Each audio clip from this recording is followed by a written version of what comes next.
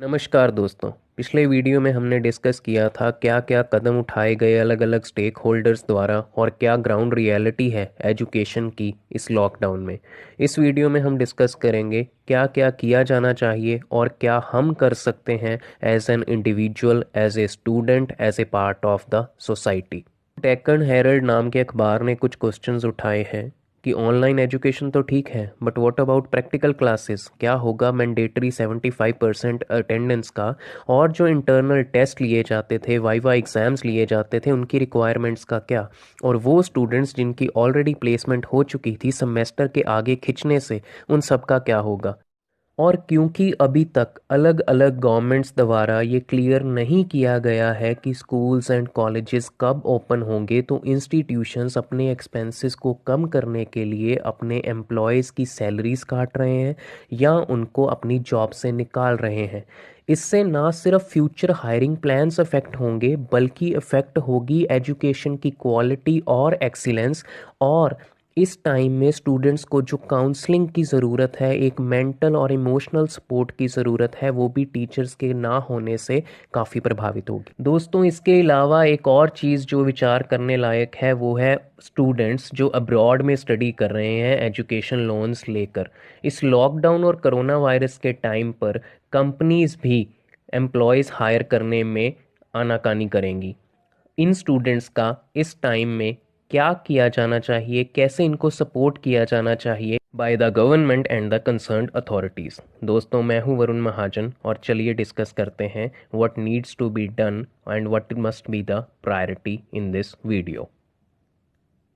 दोस्तों, सबसे पहली ज़रूरत है सॉल्यूशंस को प्रायोरिटाइज करने की। टीचिंग से भी पहले साइकोलॉजिकल चैलेंजेस एड्रेस करने होंगे जो स्टूडेंट्स फेस कर रहे हैं। स्टूडेंट्स को बताना होगा how to be prepared in this time. Students को मानसिक रूप से तैयार करने के बाद ज़रूरत होगी डिवाइसेस और इंटरनेट कनेक्टिविटी को डिसेंट्रलाइज करने की, अदरवाइज़ उन चीज़ों का सहारा लेने की जहां पर इंटरनेट की ज़रूरत कम से कम पड़ती है।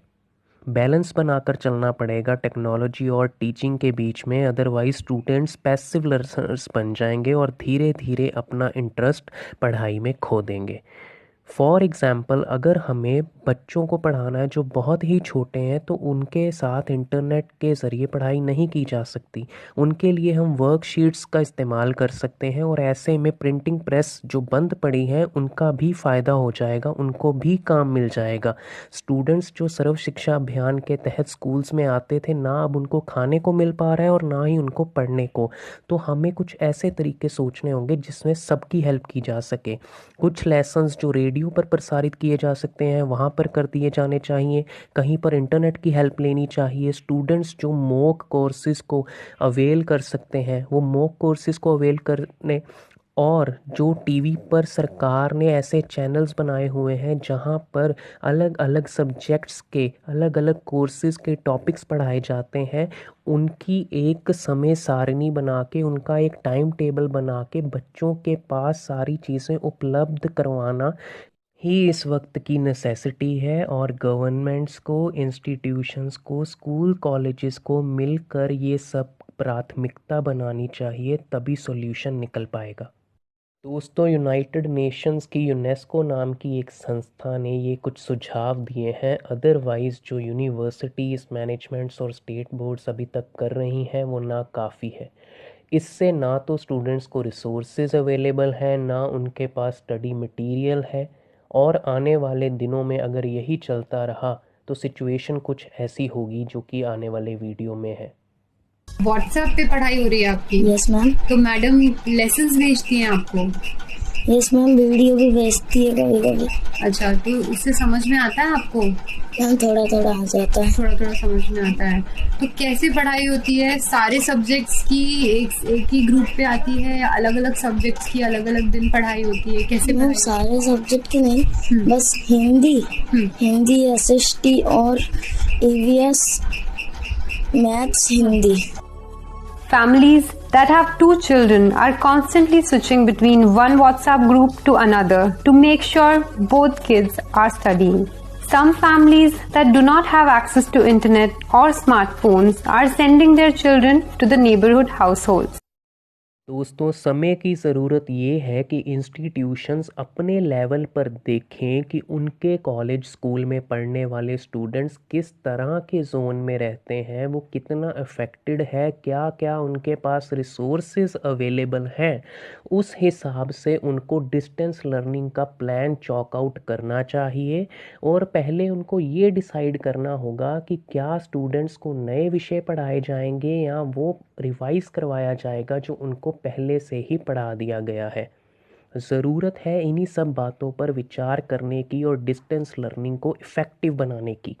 इंस्टीट्यूशंस को चाहिए कि वो अपने टीचर्स को सपोर्ट प्रोवाइड करे इजी और बेसिक लर्निंग अप्रोचेस डेवलप करने में, ना कि उनको उनकी जॉब से निकाले।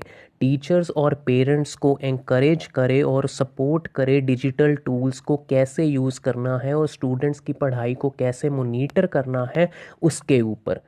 दोस्तों, डिस्टेंस लर्निंग को इफ़ेक्टिव बनाने के लिए सबसे पहले ज़रूरत है डिस्टेंस लर्निंग को सही से इम्प्लीमेंट करने की, रूल्स एंड रेगुलेशंस बनाने की, ताकि स्टूडेंट्स की लर्निंग प्रोग्रेस को मॉनिटर किया जा सके। कम्युनिटीज़ बनाने की ज़रूरत है और कनेक्शन को एनहांस करने की ज़रूरत है between teachers, students and parents, ताकि डिस्टेंस लर्निंग को इफ़ेक्टिवली मॉनिटर किया जा सके, students as well as teachers की प्रोग्रेस को मॉनिटर किया जा सके। और अंत में दोस्तों, किसी भी देश की सरकार सबसे अहम रोल प्ले करती है। मैं बताना चाहूँगा कि भारत का टोटल एक्सपेंडिचर पर स्टूडेंट अगर देखा जाए तो भारत 180 देशों में 62वें नंबर पर है और केवल 3% जीडीपी का हम अपने एजुकेशन पर आज तक खर्च करते आए हैं, यानी कि एजुकेशन में काफ़ी गैप्स हैं। और ज़रूरत है कि सरकार अपना रोल प्ले करे इन सभी इंस्टीट्यूशंस को हेल्प करने में, चाहे वो इंटरनेट कनेक्टिविटी बढ़ाने का हो या इंफ्रास्ट्रक्चर इंक्रीज़ करने का या स्टडी और एजुकेशन पर एक्सपेंडिचर बढ़ाने का। इसी तरीके से हम भारत के भविष्य को और उज्जवल बना सकते हैं और इस कोविड-19 में उसके प्रभाव को कम कर सकते हैं। दोस्तों, अगर आपको ये वीडियो अच्छी लगी हो तो लाइक करें, कमेंट करके बताएं कि आप और कैसा कंटेंट देखना चाहते हैं और शेयर करें ताकि ये ज़्यादा लोगों तक पहुंच सके। Thank you for watching the video guys. मिलते हैं अगले